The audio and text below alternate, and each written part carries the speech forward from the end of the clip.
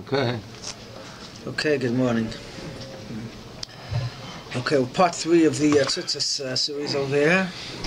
So last week we discussed the different types of clothing that would be chayiv and Tzit Tzit. How many corners, where the corners are, and so on and so forth. This week we're going to discuss different shilos that come up. Well, don't come up so often. So there's a concept called Tasav V'loy Min Ha'asei, we mentioned before. Tasav V'loy Min Ha'asei means that you have to put the tzitzis on the beged that's already a four-cornered beged. But you can't create the beged and viola, you have tzitzis hanging on it. For example, if you put the tzitzis on the beged first, let's say you have a round clothing and you hang the tzitzis on, and then you make it into four corners. Okay, you cut it up, you make four corners. So the tzitzis were on before the beged was chayiv and tzitzis. And then when it became chayiv, hey, it has tzitzis on it. That's not good. You have to tasav v'loy min ha'asei. You have to make. It says on the four corners you have to make tzitzis. So you have to already have the tzitzis. You already have to have the four-cornered garment, and then you could put the tzitzis on. Okay, so that's the. So there's halacha, for example, which is probably not too common today. If you want to, some people actually do want to, they don't want to go buy a new pair of tzitzis, just cost a few bucks, but what they'll do is, if their clothing is a little already sweated up and they don't want to wear the tzitzis anymore, so they'll buy a new cloth and take their old tzitzis off and tie it back on the new beged. That's fine, you can do that. Why would a person want to do that? Well, perhaps we'll see soon that he has a very chumra dika tzitzis that are avodas yad and have all the chumras, and he can't find another pair. So he wants to tie that on the new talus that he buys. There's no problem. You could take your tzitzis off and tie it on a new talus. Incidentally, you're not supposed to take the tzitzis off and not tie it on its beged. So. You're not supposed to. Just so to what do you remove do? the tzitzis, just unless they're a puzzle or something, or but stam to remove them, you're taking something that's used for a mitzvah, and now you're discarding it and not using it. That's not so good. But you're going to put it on another cloth. That's fine. So you're going to use the tzitzis. Same thing with mezuzah. You don't take that in mezuzah just to put it away. You take that in mezuzah to put it on in another place. But okay, but what he can't do is, he can't cut off the corner, cut off the whole square that's on the corner of his talus, and then he wants to hang that square onto the next beged. So that's a question, could he do that? So there's actually not so simple. There's actually machlokes over here.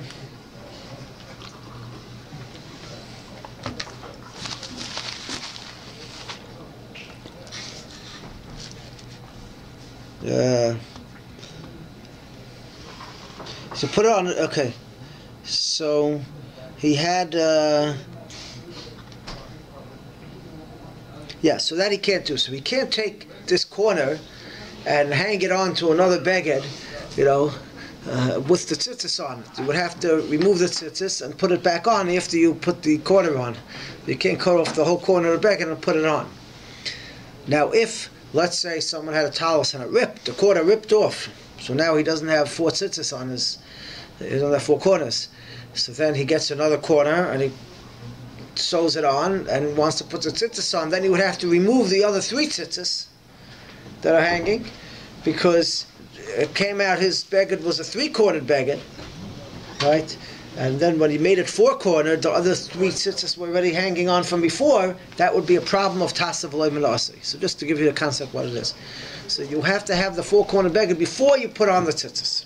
It's not so common today. Most people today, the cost not so high, and they just go buy a new pair of tzitzis when something happens. But it could happen. You want to fix your old talus, and then you would have to remove the old tzitzis and put it back on. There is a question, if the corner rips off this talus and you want to sew it back onto the same talus, there's actually a machlokes whether that's okay, and you do not have to remove the tzitzis and put it back on. Perhaps that's good enough, because it's on the same corner, it just detached and now it came back on.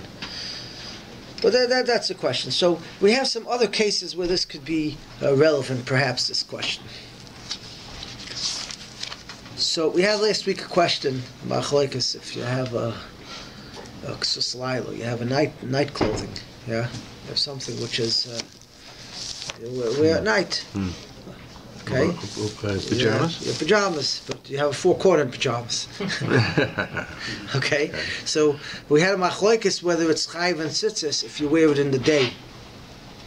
In other words, that lila is potter from tzitzis, is that referring to at night? Even the talus, if I wear regular talus at night, I don't have to wear tzitzis at night, and that's why we don't make a bracha on talus at night. Or does it mean the clothing of night is potter from tzitzis?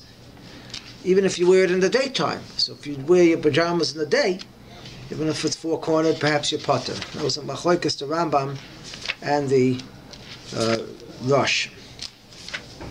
So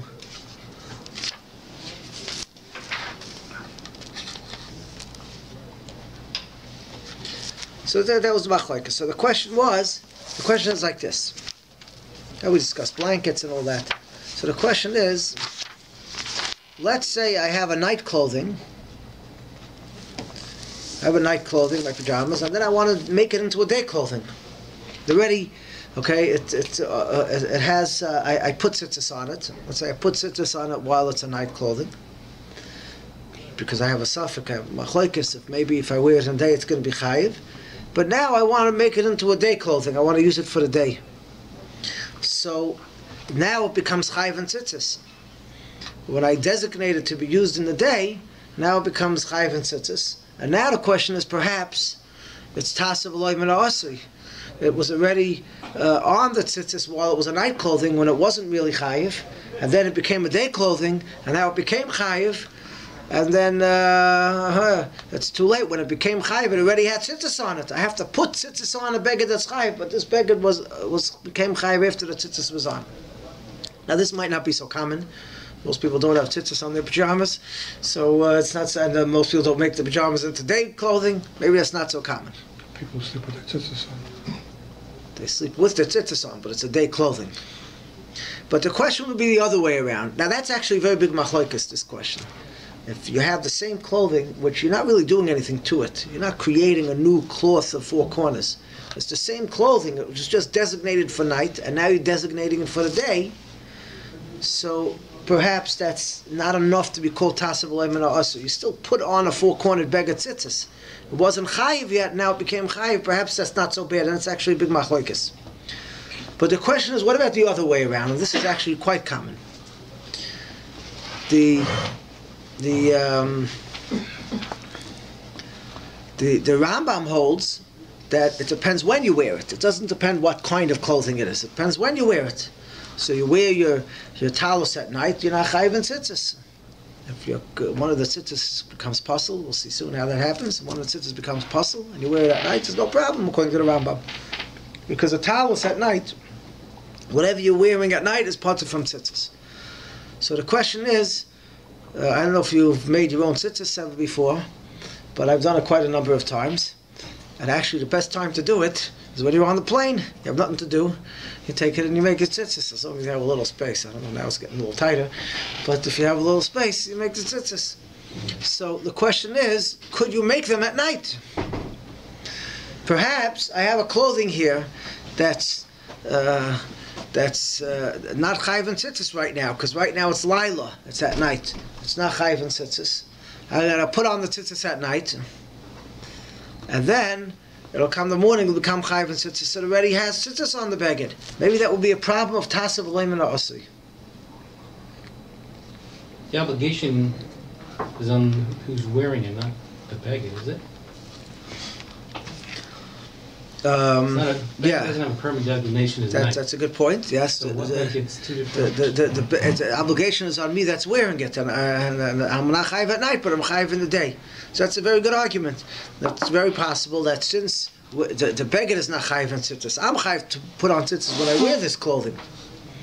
So you could argue that when I make the tzitzis on the beggar, nobody's wearing it, so nobody's chayiv, and yet you're allowed to put it on. It doesn't matter, because when you'll put it on, you'll be chayiv. So this beggar needs to have tzitzis when you put it on, and that's enough. So perhaps at night it's also good enough, even though if I put it on at night, I won't have to put on tzitzis. But that's a very good argument. Yeah. So this is a question. This is a question that the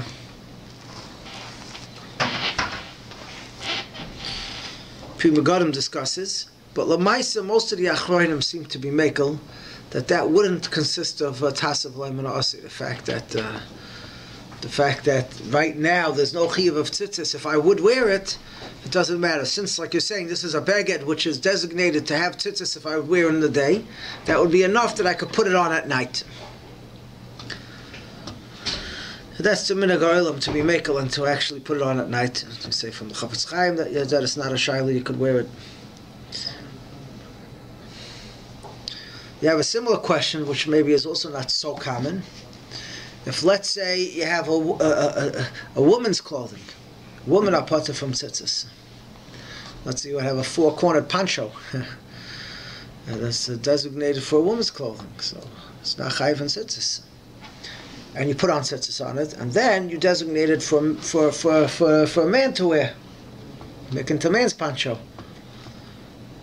It's the new thing. If you don't have women's clothing, you don't have men's clothing. Everything is the same. You buy for the kids. I'm trying to figure out, is this boys, is this girls? No, it's all the same. Sneakers, boys, girls. I never saw anything like it. But anyways, it's the same. So it used to be designated for women, and now everybody wears it. So the question is that a question of tasav lemon asi? So these questions are perhaps not so common. If it's designated for one and you put it on when it's potter, perhaps that's not such a common question. The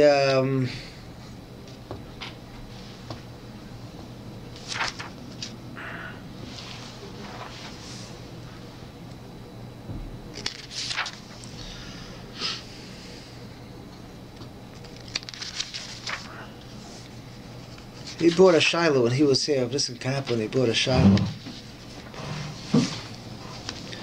He brought a shiloh like this.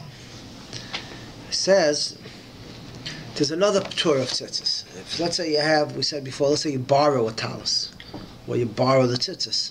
So a talis, she'ula is potter.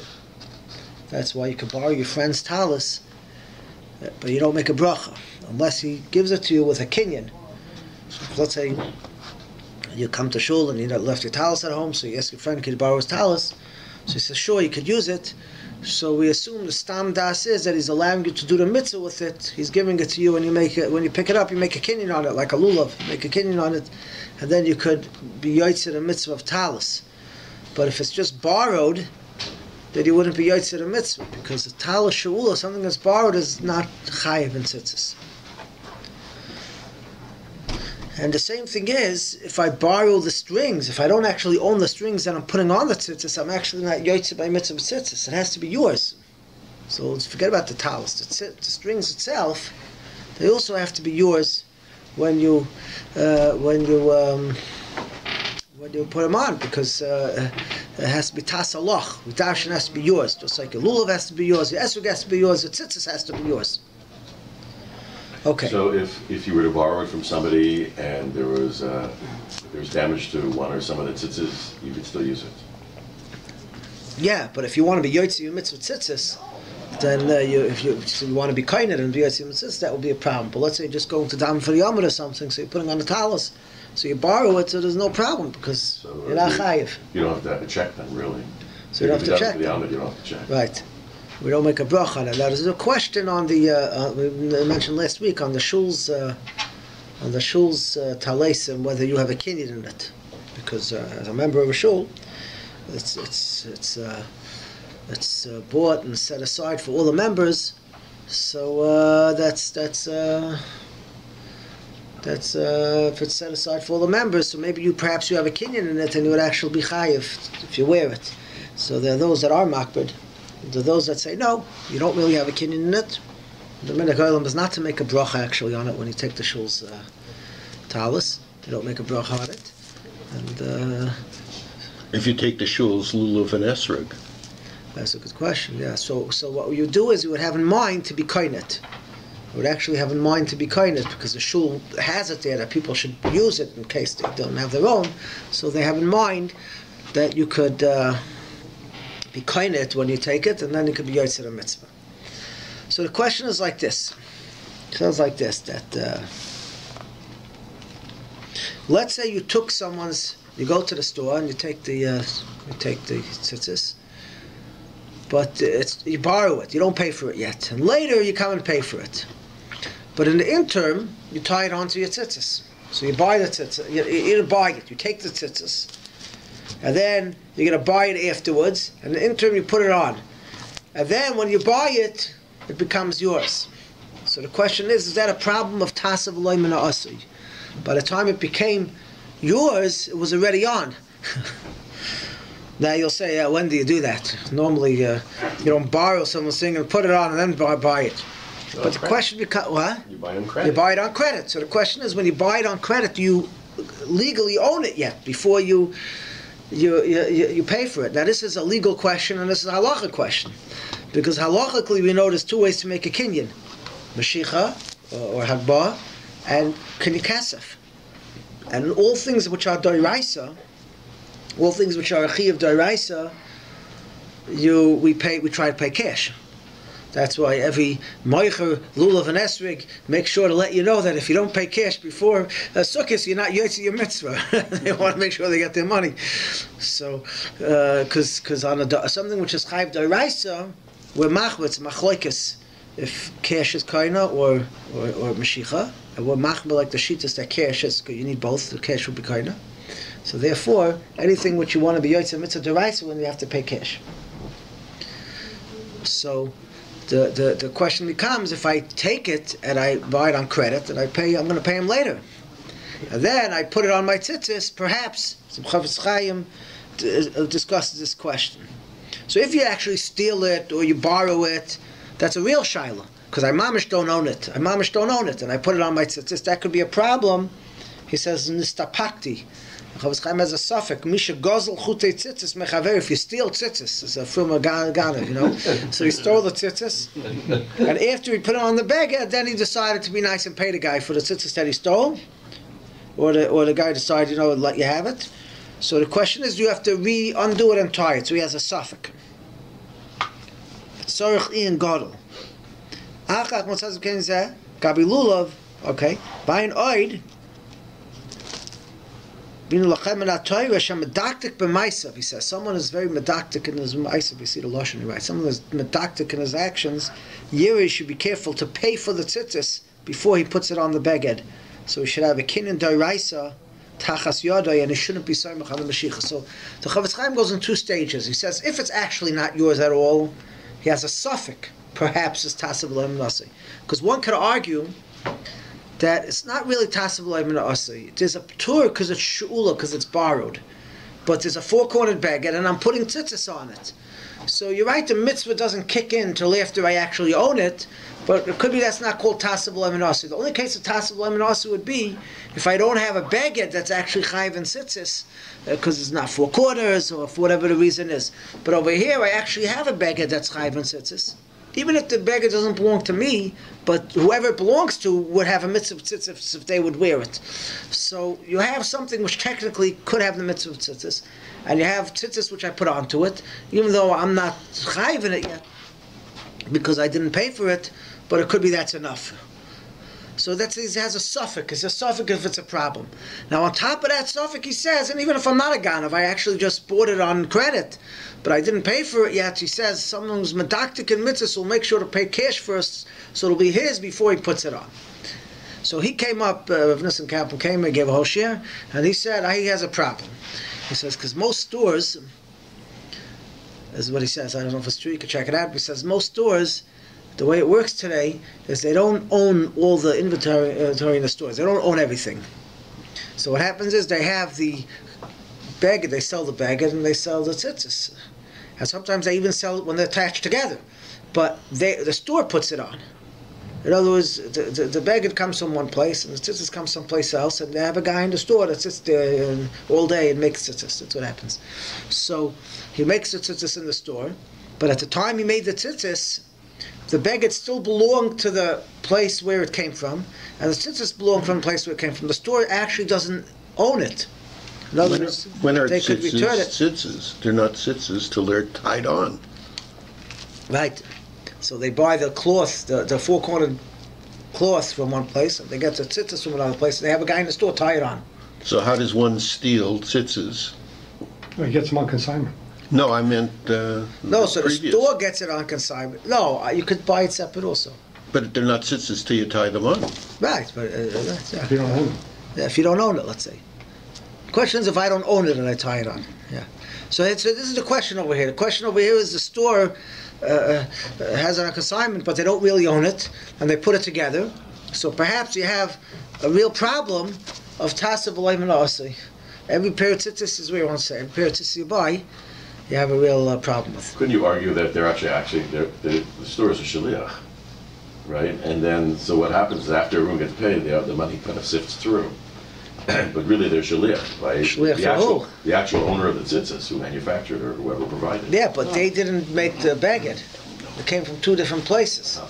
But it's a different thing because they get two separate things on consignment. When they put them together, they cannot return them like that. Like the owner of the cloth or the owner of the string is gonna say like. They can't return it. Yeah, Perhaps they can't return it. So I don't know. It could be the tzitzis they can't return, but it could be the baguette they could return. but they would have to untie it. They would have to untie it. They could untie it. No big deal. But it could be there's a svar that it normally doesn't happen, and there's a understanding that they own it. L'maisa, the poskim aren't so concerned with this. They feel that that this would not consist of a problem of tasa v'loy menasei, because, like we said before, since the baguette itself is something which is chayiv in tzitzis, even not by this owner but by the real owner, it's something which is chayiv in tzitzis, so you could put tzitzis on it, even though they're owned by two different people. So you're not yotzei your mitzvah of tzitzis. For example, if let's say I buy a four-cornered baguette and then I put on borrowed strings, I'm not yotzei my mitzvah. It comes out I'm actually doing an aveira, because I'm wearing four-cornered baguette without tzitzis. Even though it looks like I have tzitzis, but I'm wearing it without tzitzis. So I'm not actually yotzei the mitzvah, but nonetheless, poskim seem to say that would not be a concern of tasa v'loy menasei. When I actually buy it, I'd be yotzei the mitzvah. And if you don't tie them on properly? Something else. So they're not tzitzis. Yeah. It's not tzitzis. With a shul, if you don't check them, the bag is not yours, the towel isn't yours, but if you don't check them in one of and it becomes possible, then you're also wearing you're wearing a baguette without. But it's not my baguette. It's not my I could take baguette. somebody else's, I could take a lady's poncho, then I could wear it. Right. If it's borrowed. If it's you own it, then you have a problem. I saw a shayla, I asked Rabbi Moshe, someone asked Rabbi Moshe, it's in the Messiah's Moshe, that he lives in the country, Canada's probably the same halacha, I don't know what the law in Canada is, but you own everything b'shutfus with your wife. If chas v'shalom someone gets divorced, everything goes 50-50. I don't know what the law is here. But if everything goes 50-50, If you're lucky. if you're lucky,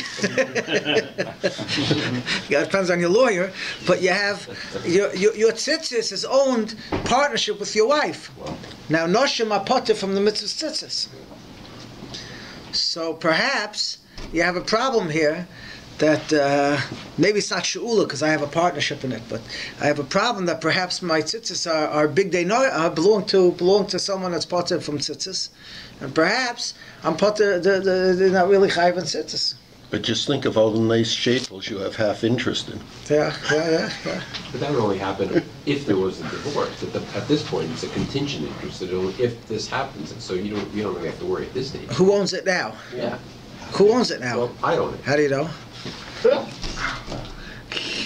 Okay. You're not supposed to make it so hot. You're right. How do you know who owns it now? Perhaps she owns it now also. But also, if there's a divorce, she's not gonna take it. She's gonna give it to you and ask for something else. So. So that's what Moshe writes. So Moshe writes that she doesn't really own it. She has rights to the monetary value of it, but she doesn't really own it. Since, even according to the legal law, he says she probably doesn't own it. You probably have a right to take it and just pay her for the value. So you have to give her the monetary value of it. He says in halacha for sure she doesn't own it. If something that you're wearing and there's an understanding that it's yours, halacha it's yours. And even if she does own it, it's not so simple. It'll be parted from tzitzis. But that was a question brought up. So okay. So Mishmur actually has a chiddush. Rabbi halacha has actually a tremendous chiddush, which is hard to understand. They all argue on it. In Samach he says that your whole mitzvah tzrichas kavana. The halacha is on a deraisa machlokes. If you don't have kavanah to do a mitzvah, you're not yotzei a mitzvah. So, for example, if I shake a lulav and I don't have in mind to do the mitzvah, I could be shaking all day and I'm not yotzei a mitzvah because there's a concept mitzvah tzrichas kavanah. I have to have kavanah to be yotzei a mitzvah. And there's a machlokes whether you hold mitzvah tzrichas kavanah, mitzvah ain't tzrichas kavanah. One mandama holds that even if I don't actually have in mind to do the mitzvah, it doesn't matter as long as I do the mitzvah. I'm yotzei. It's machlokes. And the halacha l'maisa we paskin that on a doiraisa, on something which is chayv doiraisa. We hold mitzvahs, tzrichas kavanah, you should have to have kavanah. So, Chavis Chaim says, so therefore, if I put on my tzitzis in the morning, and I'm still a little groggy, I haven't really fully woken up, and I put my tzitzis on, and I don't have any kavanah for anything except for to get to work on time, so the question is, perhaps I'm doing Aveira, because perhaps I'm wearing a four-cornered beged, and I'm not being yotzei my mitzvahs tzitzis, so I'm being over an aveira of wearing tzitzis, wearing a beggar without tzitzis.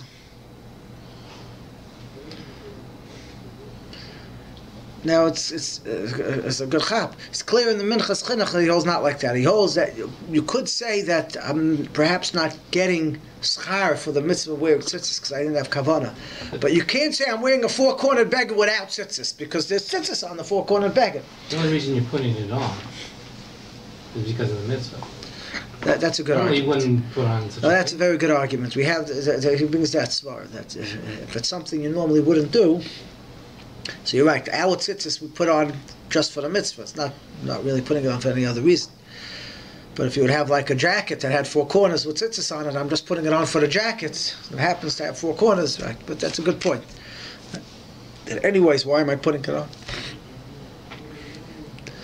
Even though the guy's not actively thinking about it, but it could be that's enough. Because why am I putting it on? So we see he's trying to do a mitzvah. That would be a strong svar, yeah. But the Minchas Chinuch is clear that you don't say that. You say that even though maybe you don't get a mitzvah, but you don't say, like by sukkah, there's the same question. If I sit in a sukkah, that's a mitzvah above aveira. I stole the sukkah or something. It's a mitzvah above aveira, and I sit in it. So when I eat now, is it like I'm eating outside a sukkah? Am I doing an aveira of not eating in the sukkah? Well, you can't say I did an aveira of not eating in the sukkah. Perhaps I don't get a mitzvah of eating in the sukkah, but did I get to do an aveira of eating outside the sukkah is another question. There's the same discussion over here. It's a little bit of a chiddush, but that's what he says. Chavis Chaim says it's such a chiddush. The mitzvah is to wear tzitzis. If I don't have kavanah, I'm wearing tzitzis in the morning when I put it on.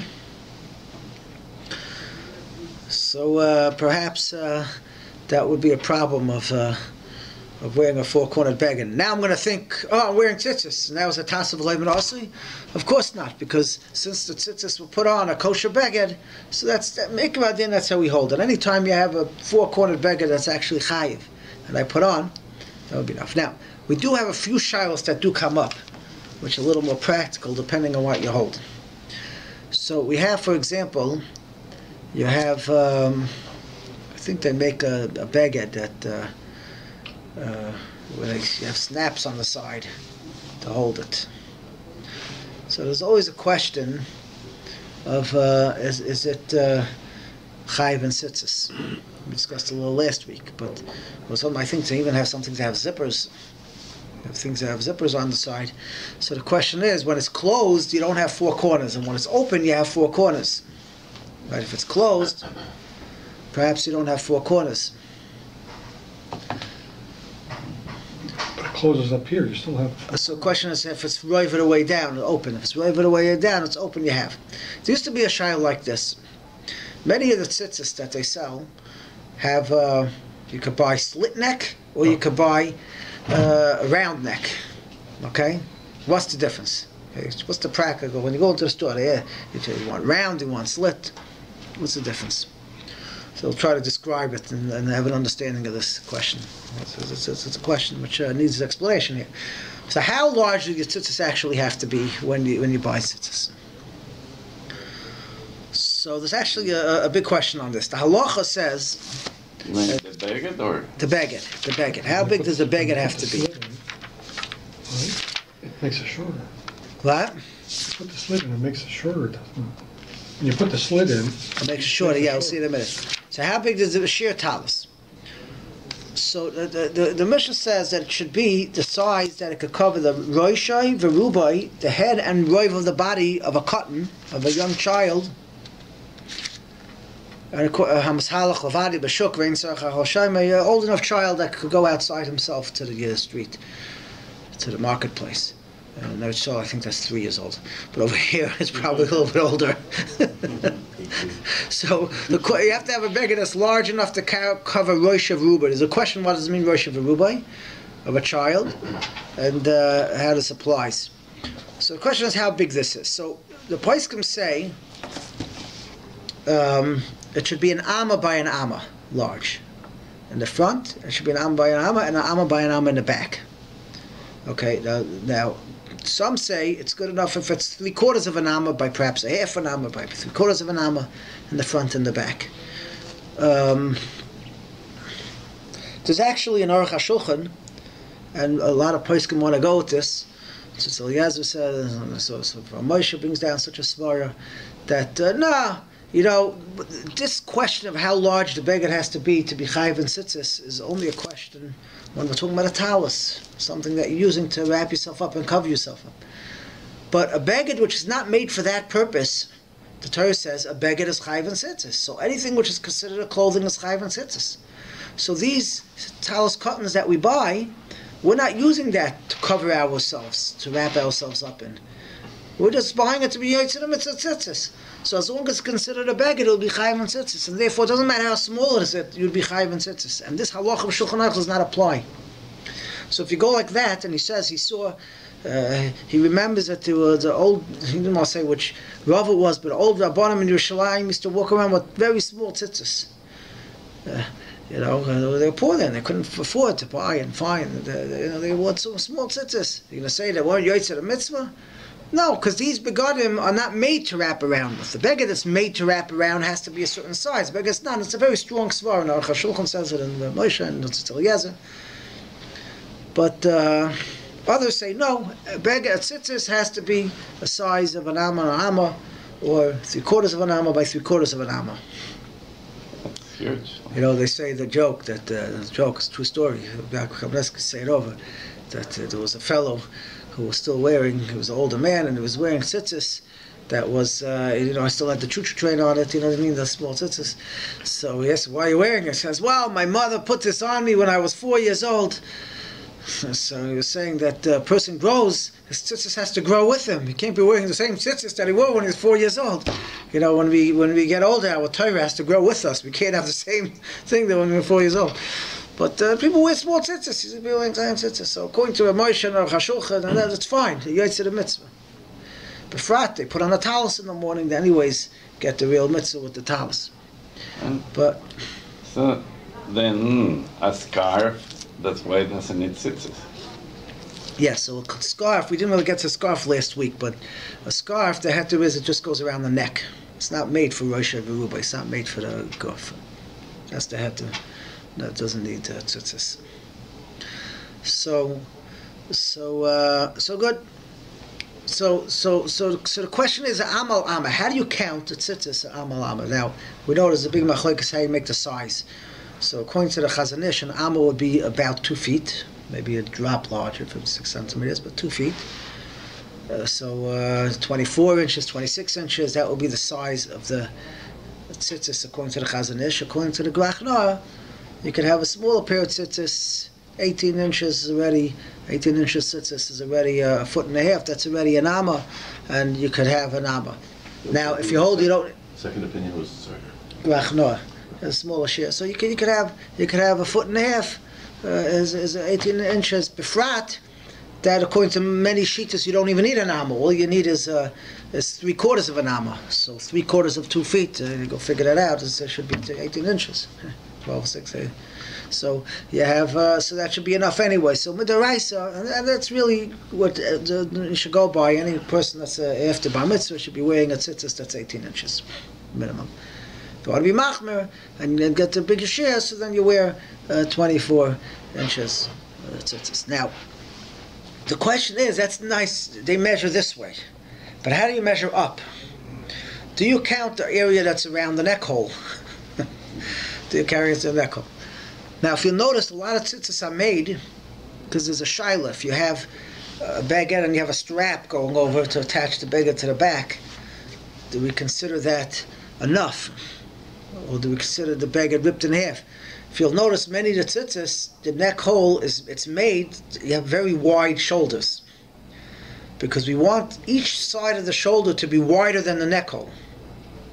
And if each side of the shoulder is wider than the neck hole, so then, otherwise, if it's smaller, then we say a concept of osi avira dahaigisa, avira dahaigisa. The airspace sort of is mavatal out the space of the cloth, and we look at it like it's not there. So your tzitzis will end by the hole. Okay, but if you have wide shoulders, so they make them, then you can look at the whole thing as one big baguette, and perhaps then it's not such a concern to us if it's not a full 2 feet or 4.5 up till the neck hole, because it could be you could count that as part of the baguette because you have the shoulders which are wider than the baguette. Doesn't that only help with the width? That concept? Well, you have the height also. You have, Right, but it doesn't help with the height. it helps with the height too, because the wide shoulders? yeah, because you have in front and back. You have all tzitzis, so you have all together. But if like you have a deep slit, Oh wait, without the slit. That's the width, neck. It doesn't matter how wide the shoulder. Yeah, I'm talking about just a hole in the neck. Now, Okay. the question is when you have a slit. You have a slit in it. So the question is, the reason why they make the slit is for this reason. Because when you make the slit, actually you make the hole, the neck hole much smaller. You don't have to make such a big neck hole because you have a slit. So you could actually get a very large tzitzis in front before the neck hole. And how's the guy going to get it on his head? Well, you make a slit. Right? So now you have a tzitzis. So the question becomes like this. Wait a second. If I make a slit, perhaps I'm ripping the baguette. And if it goes down, maybe you have to count the baguette from where the rip ends. Okay? Especially depends how far down the slit goes. If the slit goes right down, you're really in trouble. But if the slit doesn't go right the way down, but together with the neck hole, you have to start figuring out, perhaps you can't count the place of the split. So this is old Shiloh. This is old Shiloh. So what some people would do, what we used to do when you buy the slit ones, you would either sew a little bit up, or you would put a little button on. Put a little snap. So you could snap it. And if you could snap it, so then it could have the halacha that it's considered a clothing, even if it's open. In other words, it really closes, so it's really considered part of the baguette, even though I didn't decide to close it today, right? But it's still like if I have a jacket that buttons, it's still considered a baguette, even though it's open. You don't consider it like that. So therefore, if I make a hook or I make a little snap, so that'll be good. So the question became. This is old child we used to have in the yeshiva. The question came, is that a problem of tasav v'loy manasi? In other words, if you can consider the baguette not kosher before you snap it up, before you put a snap on, sew the snap on, are you gaining anything by putting on a snap, or perhaps it's too late, it's already tasav v'loy manasi? They don't consider the full back as part of the shoe. In other words, if I open it up completely, right? Yeah. And I'm thinking the whole height. Right. The fact there's a slit, I've got the whole full back, and I've got Right. still the bottom. I'm for sure over. Yeah, for sure over half, but the halacha is you have to cover your front and cover the back. So we look at it separately. Yeah, so the question is, am I covering Rosh Rubai of my front? Or do you say I'm not? Because since with the slit, I'm not covering Roiv of my front. That's the question. Halacha l'maisa, most poskim say there's not a problem, but the slit is kosher. The slit is kosher. There is al pi Kabbalah a svar that it should be covered, and therefore people are makbid to put a snap on to cover. But halacha l'maisa, it's kosher. If they make it that way, as actually it's kosher, it's finished. But for those crazy yeshiva guys, like we were, and they say, we can't wear something with a slit, and you have to put a snap on it. The question is, would it help even a snap? So I remember we were in yeshiva in Staten Island, and there was a whole tumult there, and the Reuven Feinstein said, it's poshut, there's no problem with tasav loy menasi.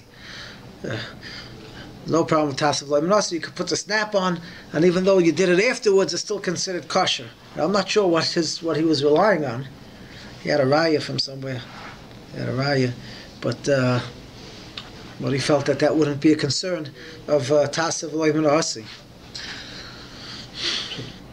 Better not to get the slit. Huh? Better not to. No, I'm not saying better not to get. The slit has a milo over the hole also because it's more closed. I get the round neck, but people that get, but I think the Hasidim Medafka get the slit because it covers more. They want the slit officially covers more. The round neck doesn't cover as much. There's another question that comes up. Just to stay on this topic for one more moment. So the size of the tzitzis, this is one of the reasons that the minhag is by most people that wear a talis gadol, that we don't make a bracha when we put on the talis cotton in the morning. And the reason is because there's a whole question of the size. Are you chayiv in tzitzis? Is it really chayiv? And even if you get the Chazon Ish here, which you'll say for sure is chayiv, but nonetheless, it's still not made l'satef. You don't cover your head with it. You just cover your body with it. So perhaps there are those that hold that it has to cover Rosh V'ruba. You have to really wrap yourself up in it, and therefore the minhag became not to make the bracha on the talis cotton if you're wearing a talis gadol. So a gadol, if someone's married that's going to put on a talis gadol, will not make a bracha. It's a shiloh, but that's what Ta'alim does. They don't make a bracha on the talis cotton for this reason. When they make the bracha on the talis gadol, you have in mind to be yotzei your talis cotton also. You have a mind for that with the bracha. What happens with a child then? The child, he makes a bracha. They make a bracha. But they make, so the Darchei Moshe says something very interesting. The bracha we make when you put on a talis is l'satef b'tzitzis, right? The bracha you make when you put on talis cotton is al mitzvah tzitzis. So the Darchei Moshe says, well, al mitzvah tzitzis is general. On the mitzvah tzitzis. Perhaps you make that bracha because maybe he's not being yotzei his mitzvah tzitzis. So he's making a bracha on the mitzvah tzitzis. There's someone out there that's being yotzei the mitzvah tzitzis. So that's why he's making such a bracha, because perhaps he's not being yotzei himself. But l'maisa, halacha l'maisa, according to most shittas in the world, you actually are being yotzei the mitzvah tzitzis, and therefore, if someone is not going to wear talis that day, he should actually make a bracha on the tzitzis that he puts on in the morning. But he will make on mitzvah tzitzis and not l'satef because he's not wrapping himself up in the tzitzis.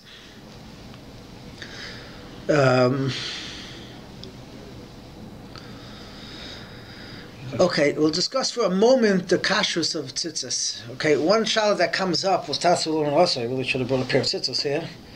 Is you tie a hole, right? You have the tzitzis tied around the corner here, right? So there's a hole going through. Most people have one hole here. Some Hasidim have two, and you tie it, and it lies over the corner. This hole where the tzitzis goes through has to be a shear of 1 thumb away from the edge, at least a minimum shear of 1 thumb. Up to 3 thumbs. But it should be 1 thumb away from the edge. They make the holes where they're supposed to be. That's not the problem. The problem is sometimes after a lot of use it starts ripping and goes down. If it goes past that shear, it's actually puzzle. It's actually puzzle. You would have to redo the tzitzis to make it kosher again. Take it out, sew it up, and re-put it in, and re-tie it together. All 4. No, just that corner. Just that corner. Just that corner, but you can't just sew it up. You would have a problem with tasav lemonas. You would have to take it out and redo it because it's not considered on the corner anymore. On the corner means it can't be just hanging off the edge. It has to be on the corner, above the corner. So it has to be 1 agudel, 1 shear, which is about 2.2 centimeters above the corner. A few practical halacha tzitzis. We always have tzitzis that rip, and everybody wants to know when is it kosher, when is it puzzle.